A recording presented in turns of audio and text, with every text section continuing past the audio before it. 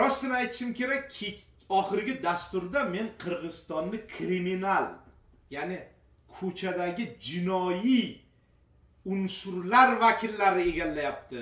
Jinoyatchilar qo'li bilan hushyor bo'lishimiz kerak deb bir oliftagarchilik qilgan ekanman. O'zimcha bodilik deydi Qashqadaryoda.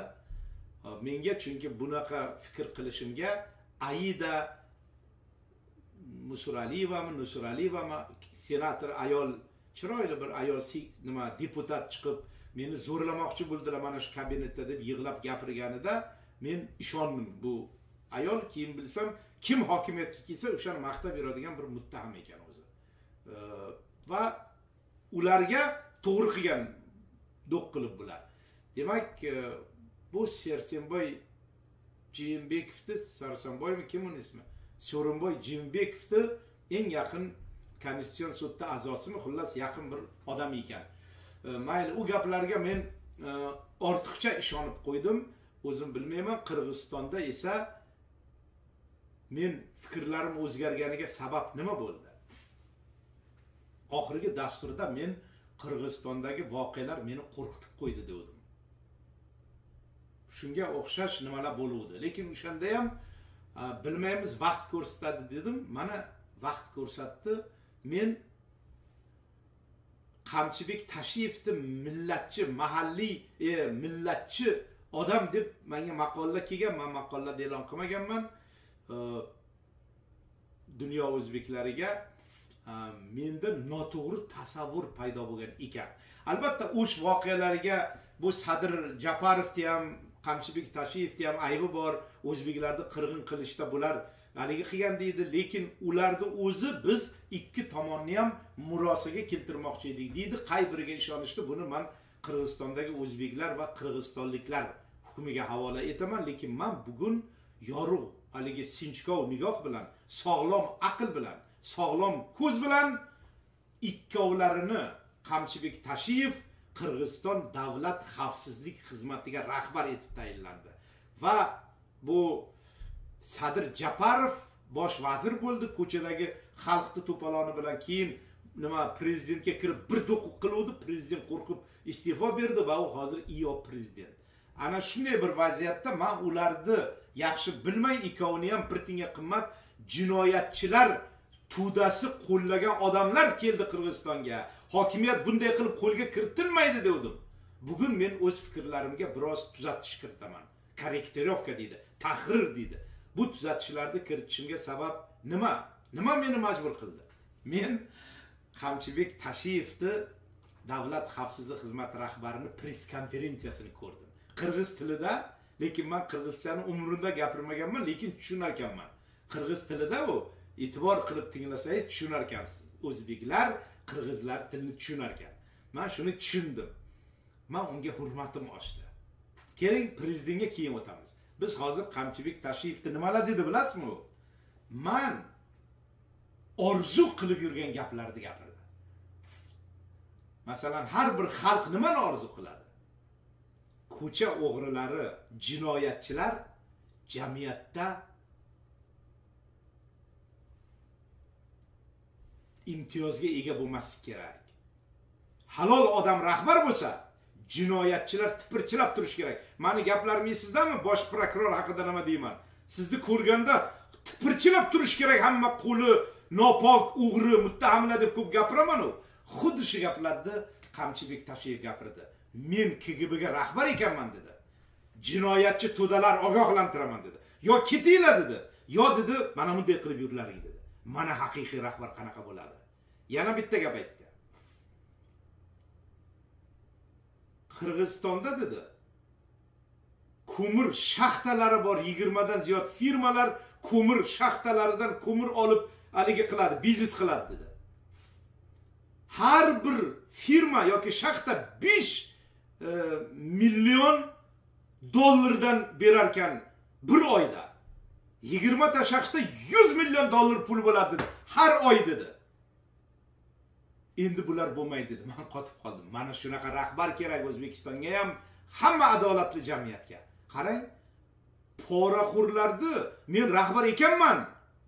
ket dedi Qirg'iziston chiqib, bo'lmasa uyini kuydiraman dedi. Men qotib qoldim. Prezident bundan ham o'tib tushdi. U keyin o'tamiz. Hozircha men sizga Qirg'izistonga haqiqiy xalq istagan odamlar kelganligiga men ishonch hosil qildim. Qamchibek Tashiyev xavfsizlik idorasiga rahbar bo'ldi. Jurnalistlar savol beryapti. Siz umringizda ishlamagansiz, eplab ketasizmi deb. U MCSga rahbarlik qilgan ekan o'z vaqtida. MCS, ya'ni nima deydi uni o'zbekchaga? Favqulodda vaziyatlar vazirligi bor O'zbekistonda.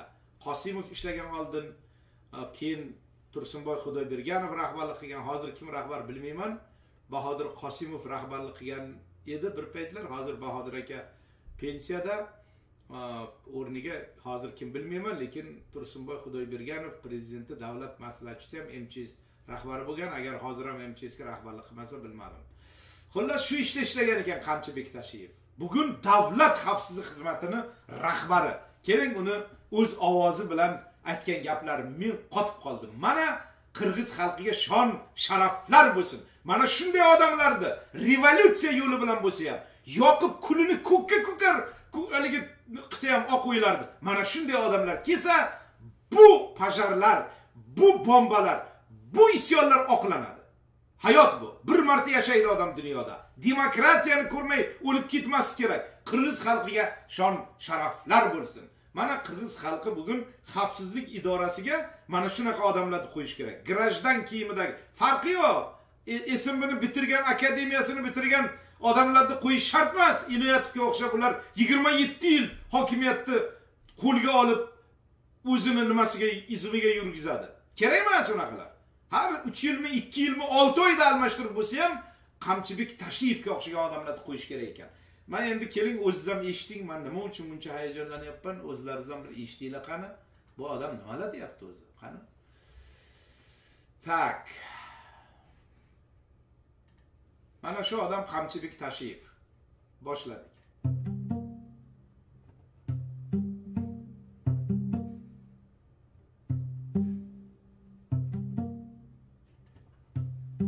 Теперь никого не будете вы крышевать. Никто никого не будет крышевать. Уважаемый бизнес.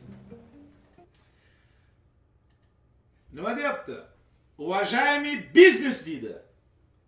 Nikto никого не будет крышевать deydi. Juda ko'p mamlakatda biznesni krishovat qiladigan jinoyatchilar bor.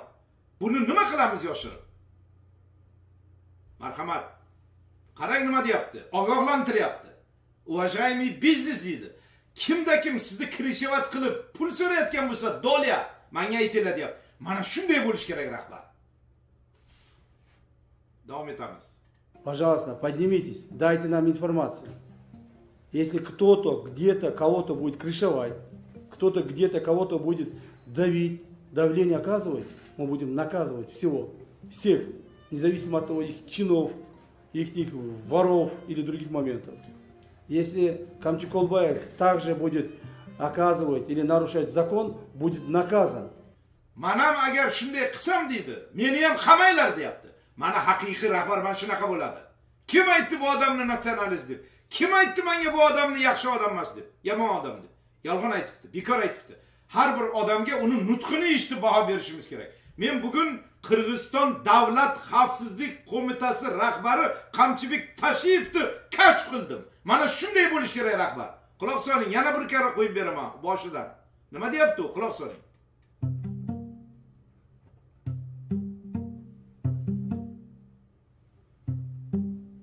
Haloling bo'lsin ikkita og'ayni. Молодец! Теперь никого не будете вы крышевать. Никто никого не будет крышевать. Eshityapsizlarmi? Opaga jinoiy guruh hech kimni krishovat qilmaydi Qirg'izistonda deyapti. Mana shunaqa bo'lish kerak rahbar odam. Davom etamiz. Уважаемый бизнес, пожалуйста, поднимитесь, дайте нам информацию. Qarang, biznesga aytyapti. Bizga axborot beringlar, kim sizlardan pul so'rasa deyapti. O'zbekistonda hamma biznesmendan pul so'raydi. Hech kim aytmaydi. Davom etamiz. Если кто-то где-то кого-то будет крышевать, кто-то где-то кого-то будет давить, давление оказывать, мы будем наказывать всех, независимо от того, их чинов, их воров или других моментов. Mana ko'rdingizmi? Nima deyapti bu? Kimda kim agar sizlardan pul so'rasa deyapti. Kirishavat qilaman desa, bizga aytinglar deyapti. Mana shunday bo'lish kerak xavfsizlik idorasining rahbarlari. Ana shunda qo'rqadi, hamma tipirchilaydi. Bu nima degan gap? O'zbekistonda hamma pora olayotganlarning ro'yxatini o'qib tugata olmaymiz. Mana shunday idoraning rahbarlari mana shunday, xuddi men aytuvdim. Bosh prokuror ana shu stolni taqillatib turish kerak. Hamma qo'rqish kerak Nig'matullo Yo'ldoshidan deb. Mana shunday u kishi chiqib mana shu odamning gapini aytish kerak. Kitob bo'yit Kirishavat biznes обращайте меня deb nimaga ayta olmaydi O'zbekistonning bosh prokurori? Davom etamiz. Если Камчыколбаев также будет оказывать или нарушать закон, будет наказан. Agar men xuddi shunday qoidani buzsam, men ham jazoga tortilishim kerak deyapti. Qoyil qolasizmi? Mana xalq qo'zg'oloni qanaqa odamlarni hokimiyatga olib keldi. Davom etamiz. Не то что наказан, посажен будет. Mana agar xato qilsam nafaqat jazolaysizlar, qamashlaring kerak deyapti. Mana KGBning boshlig'i aytayapti bu gapni. Davom etamiz. Уважаемые бандиты, поэтому вам дается очень мало времени. Hurmatli banditlar, sizlarga juda oz vaqt beraman deyapti. Yo ketlaring, yoki bosib yurlaring deyapti. Mana qanaqa rahbarlar keldi. Marhamat. Или живите по закону, или идите сами в камеру по закону, или уезжайте из нашего общества. Ana, yo qamoqqa kelaring, yo bosib yurlaring, yo chiqib ketlaring Qirg'izistondan deyapti. Mana shunday bo'lish kerak. SMBning rahbarlari, xavfsizlik idorasining rahbarlari, bosh prokurorlar, ichki ishlar vazirlari mana shunday jinoyatchilarga qaqshatqich zarba berish kerak.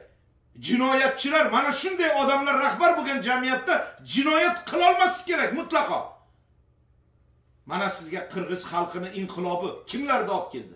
Ha biz bularni bilmay, bularni jinoyatchilar to'dasi tufayli keldi deb yurganlarni hammasi jinoyatchi banditlar ekan. Mana shu gaplar tarqatib, meni ham Kanadagacha menga ham informatsiya yuborib, bu yigitni ham o'zining auditoriyasi bor, bu yigit ham haligi qilmasin deb. Yaxshi ham vaqtida mana bir yaxshi odatim bor. Bu yomonlagan bu Qamchibek Tashiyev deb izladim rosa. Qani qatta bir gapini eshitaydi. Buning gapini eshitsam bu odam o'zimizdan ekan. Qarang, davom etamiz. Qarang, yo kitlaring chiqib deyapti Qirg'izistondan. Davom etamiz. Из нашего государства. Теперь наше государство бандитской страной не будет. Ana, meni davlatim endi banditlar davlati bo'lmaydi deyapti. Banditlar davlati bo'lgan juda ko'p O'rta Osiyodagi davlatlar. Islom Karimov davrida usti yaltiroq, ichi qaltiroq banditlar davlati edi. Eng bandit tepada turgan Rustam Inoyatov edi. Nimasini yoshiramiz? Rashid Qodirovlar u banditlarni shaykalari edi. Haligi G'ulomov, Shuhrat G'ulomov bilan. Nima qilamiz yoshirib? Banditlar yurtida 27 yil yashadi-ku, mana Mamadali Mahmudovni 17 yil banditlar urib, qiynab, qop kiydirib, oxiri mana bu tinchlik kunlariga ham o'sha qamoqlardan olgan jarohatlari tufayli kuni kecha biz uni Minor qabristoniga qo'yib keldik mana. Banditlar davrida halol odamlar mana shunday baloga giriftor bo'ladi. Kim menga yomon dedi bu Qamchibek Tashiyevni? Muttahamlar yomon deydi. O'g'rilar yomon deydi bunaqa odamlarni. Qirg'iz xalqi baxtli xalq ekan. Mana shunday odam SMBga rahbar bo'lib keldi. Eshitamiz yana. Qarang, teper наше государство banditskoy страной не будет. Mana Qirg'iz xalqining inqilobining natijasi. Mana Qirg'iz xalqi qanaqa iste'dodli, jasoratli farzandlarini hokimiyatga olib keldi bugun. Davom etamiz. Korrupsионной страной не будет. Korrupsiya davlati bo'lmaydi Qirg'iziston deyapti. O'zbekistonda ham korrupsiya hammani mana shaqiga kelgan. O'zbek xalqini yaxshi yashashiga korrupsiya yo'l qo'ymaydi. Kecha prezident korrupsiyaga qarshi qilgan yig'ilishida faktlar keltirdi. U faktlar hali kichkina faktlar. Undan katta nimalar bor? Korrupsiya bor O'zbekistonda. Hammasini mana shu Qamchibek Tashiyevga o'xshagan odamlarni bosh prokurorlikka olib kelish kerak. Va butun jinoyatchilarga qaligi solish kerak. Qiron solish kerak. Jinoyatchilar zirillab qolish kerak. O'zbekistonda jinoyat qilish iloji qolmadi deb. Davom etamiz. Qarang, korrupsionniy stranoy не будет впред Кыргызстан deyapti. Я вам, как бы, пока я здесь, этого не будет. Ana shunday aytish kerak rahbar. Пока man bitta rahbarman esimga. Такого не будет deyapti. Этого не будет deyapti. Mana dahshat, mana ko'rdingizmi?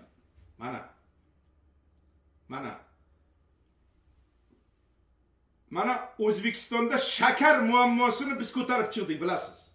Biz to'palan qildik. Bizga yozishdi. Nimaga aralashasan? Sen shakarni tushunmayapsan. Sen aqling yetmagan narsaga aralashsan deb. Shakarni biz ko'tardik muammosini. Shakar zavodlari Angrendagi, Xorazmdagi zavodlarni yopib tashlayaptilar. Atay qilinyapti, sun'iy qilinyapti deb. Rossiyada juda arzon u yoqdan olib kelyapti deb. Mana bugun nima bo'ldi bugun? Sun'iy endi narxlar ko'tarila boshladi. Kecha prezident Shavkat Mirziyoyev mana shu sun'iy ko'tarilayotgan narxlar bo'yicha muhokama qildi. Nima yig'ilish o'tkazdi. Dunyo o'zbeklari buni 6 oy oldin, 1 yil oldin ko'targan edik. Bugun endi nima qilamiz? Shakar masalasini. Nimaga Angren zavodining 700 ta ishchisi ishsiz qoldirildi? Shakar zavodlari bankrotga keltirildi. Xorazmdagilar nima uchun? Atay qildirildi. Mana bugun narxlar oshadi. Buni haligi monopoliyalar egallayapti. Prezidentning atrofidagi odamlar rahbarlik qildi bu narsaga. Ishlab turgan zavodlarni bankrot qilib, sindirib, bu kimlargadir kerak edi ular. Mana endi O'zbekistonda shakar muammosi boshlanadi. Biz buni dunyo o'zbeklari qancha ko'tarib chiqdik. Mana пока я здесь этого не будет deyapti. O'zbekistonga ham Qamchibek Tashiyevga o'xshagan odamlar kelish kerak. Nima? Prokuraturaga yoki xavfsizlik idorasiga. Nimaga o'rganmaymiz bulardan? Nima uchun xulosa chiqarmaymiz Qirg'iziston inqilobidan?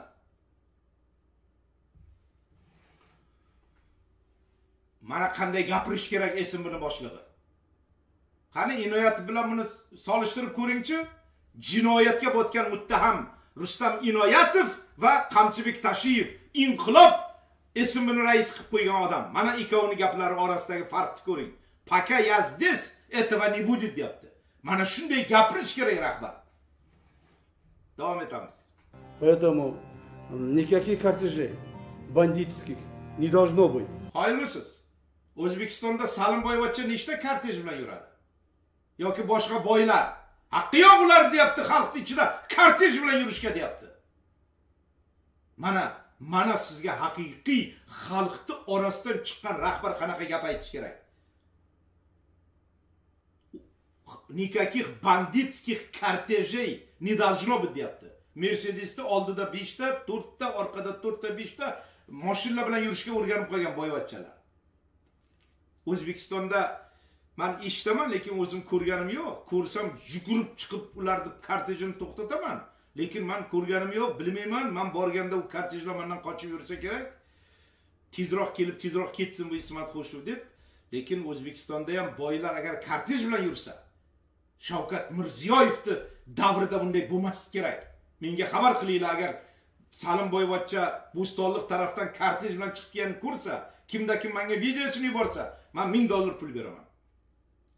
Unday qilishlarni to'xtatishimiz kerak. Mana Qirg'izistonga hokimiyatga kelgan esimini rais aytayapti. Никаких бандитских кортежей не должно быть deyapti.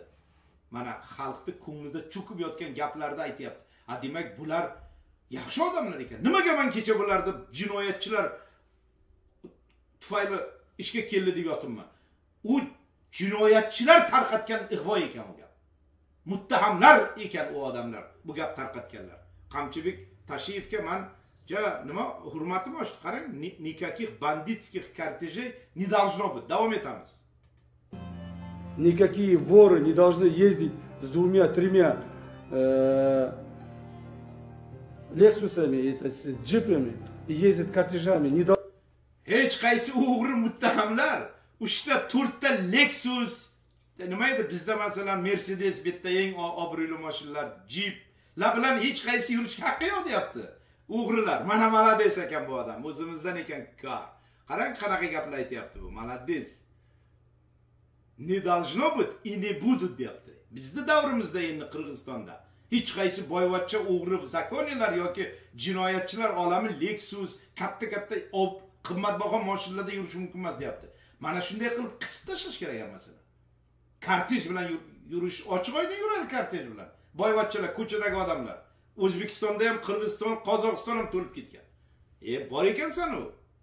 Og'ayni, qayerda yurgan eding shu paytgacha? Nimaga qirg'izlar shu paytgacha seni olib kelmadi hokimiyatga? Hali prezidentga o'tamiz hozir. U prezident bundan ham dahshat gaplar gapirgan. Men bayram qilib yuruvdim 2 kundan buyon, lekin Mamadali akaning o'limi bizda ancha nima qilib qo'ydi. Davom etamiz. Men bu gaplarni kecha gapirmoqchi edim. Davom etamiz. Должны быть и не будет. Бандиты будут теперь бегать, прятаться и убегать. Banditlar endi chopib, yoshirinib yoki qochib qutuladi bizdan, bo'lmasa qutulmaydi deyapti. Вот это мы вот такое условие устроим. Я вот предупреждаю всех. Mana men hammani ogohlantiraman deyapti. Siz o'ziga umiddamiz. Ikkinchi Raim Matrayev bo'yicha. Raim Matrayev bo'yicha Aljigittin men o'zi yaqinda intervyu berganda aytdim. 1 yildan oshib qoldi. Men Aljigitni o'zim jeke ko'relekmen ko'zim bilan, telefon bilan 1 yilning ichida bir gana jolu o'shol janaqa og'am, bir tug'an og'am qazo bo'lganda menga telefon bilan ko'ngil aytgan. Tak. Andan sirtqari ani men hech qanday bir biznes, siyosiy, je partiyalik hech qanday baylanışlarım bo'lgan emas, bo'lmaydi tag'in. Demak, Matrayimov degan bir banditmi, o'g'rimi, bilmayman, to'g'rimi 700 million pulni Qirg'izistondan olib chiqib ketyapti degan gap vahima bo'ldi. Bunga savol berishdi. SMN raisi bo'lgandan keyin bu javob beryapti. Men u odamni 1 yil bo'ldi ko'rganim yo'q. 1 yil oldin mana Radnoy akam vafot etganida u menga telefondan ta'ziya bildirgan edi. Lekin men u bilan hech qanaqangi aloqam nimam yo'q deyapti va yaqin kunda Matrayimovni biz hibsga olamiz va uni jinoiy javobgarlikka tortamiz deyapti. Mana qanday konkret, mana shunday gapirish kerak. У меня с ним нет и не будет ни личных связей deyapti. Hech biznes ham hech narsa yo'q deyapti. Davom etamiz. Anan jeke Matrayev o'zi bo'yicha Matrayev qo'mda o'ta cho'ng rezonans yaratgan oxirgi bir 3-4 yilda 5-6 yilda cho'ng rezonans yaratgan odam qatori. Matrayimov keyingi 5-6 yilda juda ko'p korrupsion ishlar bo'yicha nom chiqargan odam deyapti. Ani korrupsiyalik ko'pchilik ishlarga baylab yurishdir, hurmatli jurnalistlar.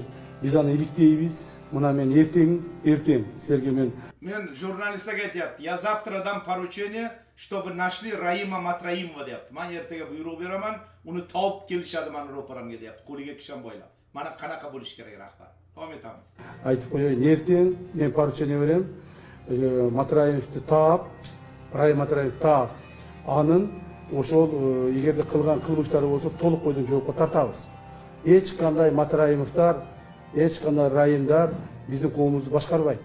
Hech qanday Matrayimovlar, hech qanday Raimlar bizni jamiyatga haligilik qila olmaydi deyapti. Voy, bilin, mana qarang qanaqa ne будут управлять нашим обществом. Mana ular avtoritet, jinoyat olamining vakiliga qarshi shunday gap aytyapti. Mana shunday bo'lish kerak. Xavfsizlik idorasining rahbari mana shunday gapirish kerak. Mana shunday tilda, ultimatum tilda gapirish kerak jinoyatchilar bilan. Dalisha. Qo'mimizda bunanar qo'mimizda. Bugundan boshlab bizning jamiyatda faqat adolat bo'ladi deyapti. Mana yozib qo'yib turib rus tilida eshityapsizmi, o'qiyapsizmi? Haqiqatda uliq bo'ladi. Hech qanday korrupsionerlar bizning qo'mimizda bunanar jashavay. Hech qanday korrupsionerlar biz bilan birga bu jamiyatda yasha olmaydi deyapti. Biz ular jashatmaymiz. Biz ularni yashatmaymiz. Bugun topshirmani beraman. Raim Matrayimovni egarda bizning mamlakatning territoriyasida bo'lsa, agar Raim Matrayimov Qirg'iziston territoriyasida bo'lsa, shu bugun hibsga olishadi deyapti. Davom etamiz. Qarmab kelish bo'yicha. Bizda Eğer günesi olsa sebebi degende. Anı monster kılıçını gerek olacak. Al Cüneyt öyle bir ötedile çok hizmet işlemegen bir tamoydanın zamı bolgan en köp bolsa. Ministrde bolgan emas. Deputatda bolgan emas. Kişinekeyde bir jigit. Jaşnaqay qarapayım, ikemdü, mınday jaşnaqay. Lekin bir yil oldin bu yigit yaxshi yigit, yibki parin deb uni maqtagan ekan. Bu yigit. Balkim unda maqtashga majbur bo'lgandir, lekin bugun juda katta hokimiyatga SMN raisi bo'lib, endi uni qamayman deyapti. Qani? Davom etamiz. Jigit ana jo'nili mamlakatiy dengizga olib chiqib olib qaralay bergan bo'lib o'tdi. Buni agarda shunday bo'la turgan bo'lsa, действительно shunday faktlar bo'la turgan bo'lsa, конечно, mamlakatdagi organlar chora qo'lda bo'lish kerak.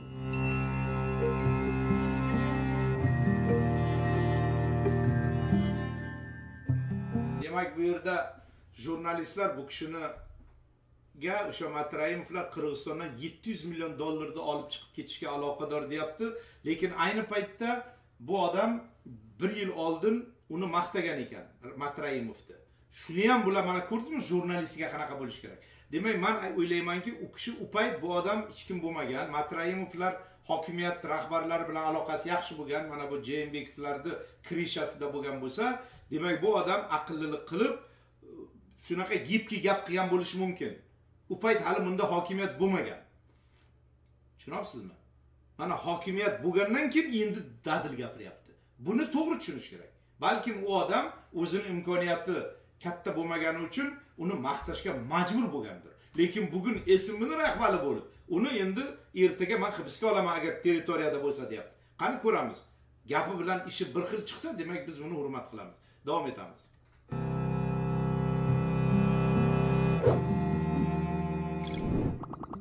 Mana demak yaxshi. Xo'p, juda yaxshi demak.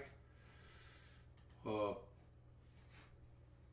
Mana aziz do'stlar, Qirg'iziston davlat xavfsizlik xizmatiga